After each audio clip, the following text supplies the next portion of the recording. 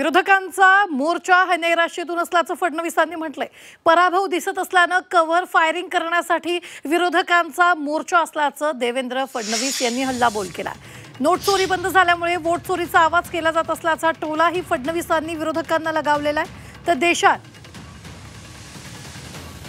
यावेळी अनेक निर्णयाचं मुख्यमंत्री देवेंद्र फडणवीसांनी स्वागतही केलेलं आहे। पराभव दिसत असल्यानं कव्हर फायरिंग सुरू असल्याचं फडणवीसांनी म्हटलेलं आहे।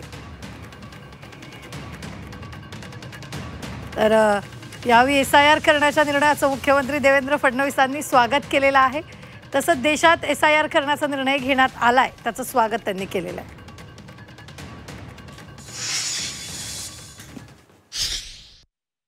हे निराश आहेत, त्यांना हे माहिती आहे की येणाऱ्या निवडणुकीत त्यांचा पराभव निश्चित आहे।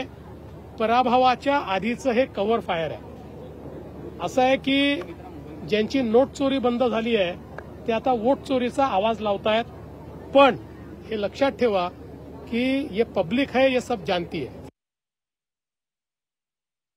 2012ला माननीय उच्च न्यायालयात गेलो होतो आणि ते याकरताच गेलो होतो की एसआयआर झाला पाहिजे, कारण मागील 25 वर्षापासून आपल्या देशाच्या याद्या ज्या आहेत त्या याद्यांमध्ये संक्षिप्त पुनर्निरीक्षण होतं, संपूर्ण पुनर्निरीक्षण होत नाही।